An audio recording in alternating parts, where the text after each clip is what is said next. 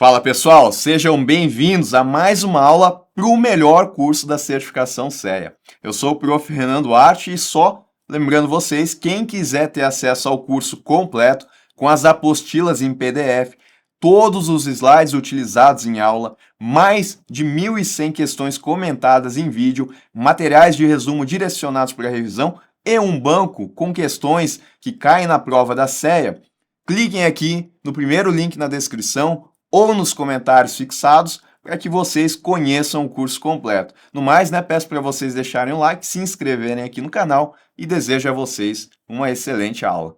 Pessoal, fundo de investimento em participações, o FIP. Aqui eu vou ter um fundo então que ele é caracterizado por investir os seus recursos em participações ativas em empresas. Então o objetivo é ter essa participação nas empresas.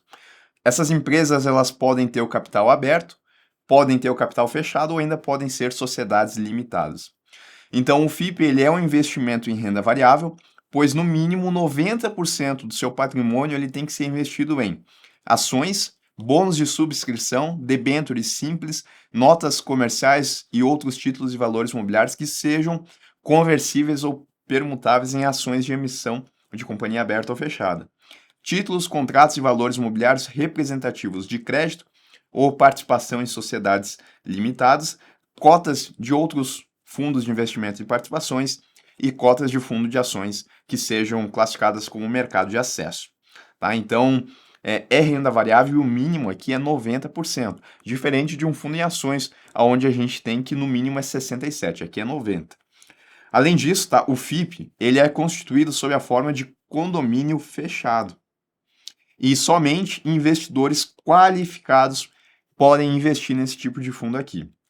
Então é quase como se ele fosse um fundo de classe restrita, além de ter essa classificação de investimentos em participações. Ele deve participar, e é aí que vem a classificação dele em participações, que ele deve participar do processo decisório da companhia investida, com efetiva influência na definição de sua política e estratégia e na sua gestão. Tá? Então, o fundo ele tem que, não basta apenas investir em ações da empresa, ele tem que participar, ele tem que influenciar como que essa empresa ela vai ser gerida. E, então, essa influência pode ocorrer pela detenção de ações que integrem o respectivo bloco de controle, então ele vai ter o controle da empresa, poder então ter mais votos nas assembleias, pela celebração de acordo com os acionistas, pela adoção de procedimentos que assegure ao fundo, pela adoção de procedimento que assegure ao fundo efetiva influência na definição de sua política estratégica e sua gestão. Aqui mais amplo, tá? Bom, em relação ao regulamento que a gente tem nesse fundo aqui. Aqui ele tem que dispor sobre matérias específicas do FIP, tais como a taxa máxima de custódia, possibilidade de amortização de cotas e distribuição de rendimentos, e o processo decisório para a realização de investimentos e desinvestimentos. Em relação à classificação, eu tenho diferentes formas que um FIP ele pode ser classificado. Tá? Então, cada classe de cotas do FIP pode ser classificada em capital semente, empresas emergentes, infraestrutura, produção econômica intensiva em pesquisa, desenvolvimento e inovação e multiestratégia.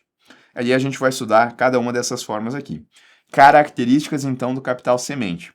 Investe em sociedades com receita bruta anual de até 20 milhões no ano anterior, do primeiro aporte, e que não tenha ultrapassado esse limite nos últimos 3 anos. As empresas aqui investidas estão isentas de seguir algumas práticas de governança, são empresas emergentes. Se a receita bruta anual da empresa exceder o limite de 20 milhões após o investimento, ela deve atender a determinadas práticas de governança dentro de 2 anos. Então, regras essas para aquelas classes que sejam classificadas aqui como capital semente. Empresas emergentes, focadas em empresas com receita bruta anual de até 400 milhões no ano anterior de investimento, sem ter excedido esse valor nos últimos 3 exercícios, tá?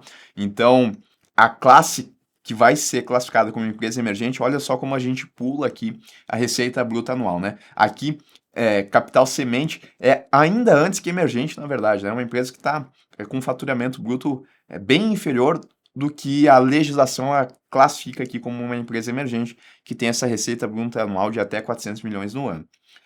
Também está dispensada de seguir certas práticas de governança corporativa e se a receita ela exceder o limite após o investimento, a empresa tem que adotar também práticas de governança aqui dentro de 2 anos. Infraestrutura. Investe em projetos de infraestrutura no setor de energia, transporte, água, saneamento básico, irrigação e outras áreas prioritárias. Aqui a gente não está olhando o faturamento, tá? A gente está olhando, então, aonde que vai acontecer os projetos de infraestrutura. Eles têm que ser implementados no território nacional e o fundo ele deve começar suas atividades ao alcançar um nível mínimo de investimento dentro de 180 dias após a primeira integralização das cotas. Outra forma aqui também, produção econômica intensiva em pesquisa, desenvolvimento e inovação.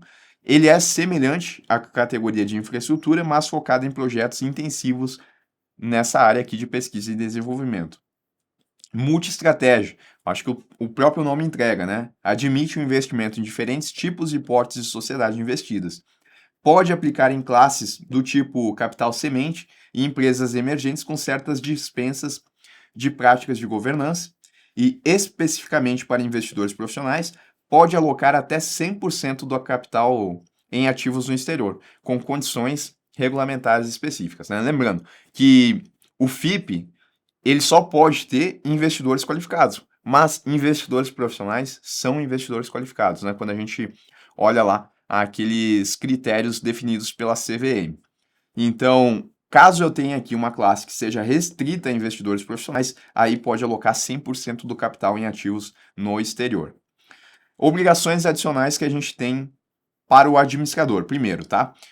Ele vai receber dividendos, bonificações e quaisquer outros rendimentos ou valores atribuídos à classe de cotas, é ele que vai fazer o recebimento, e vai manter os títulos e valores imobiliários integrantes da carteira de ativos custodiados em entidades de custódia autorizadas a funcionar, né, pela CVM. Obrigações adicionais do gestor.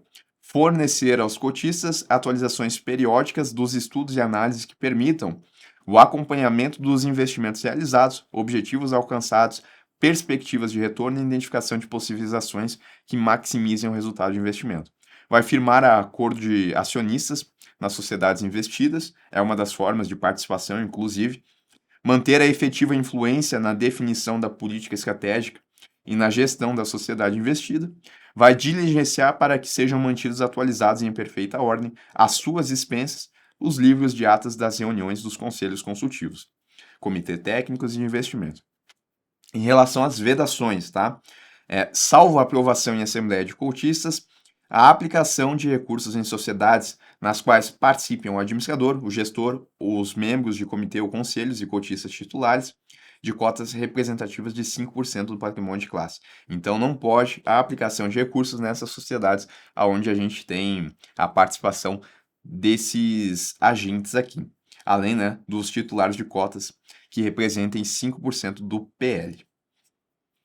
Tá? Em relação aos encargos, a gente pode ter aqui, além das despesas normais, taxa de performance, taxa de custódia, encargos com empréstimos contraídos em nome da classe de cotas, prêmios de seguro, inerentes à realização de reuniões de comitês ou conselho, dentro dos limites estabelecidos no regulamento, contratação de terceiros para prestar serviços legais, fiscais, contábeis e também de consultoria. Em relação à divulgação de informações, eu tenho aqui que o administrador do FIP ele é responsável por enviar informações regulares aos cotistas, à entidade administradora de mercado, se essas cotas estiverem negociadas em mercado, e à CVM. Ele também é encarregado da elaboração e divulgação das demonstrações contábeis, devendo definir a classificação contábil da classe de cotas como entidade de investimento ou não, e garantir o reconhecimento, mensuração e divulgação adequados do valor dos investimentos.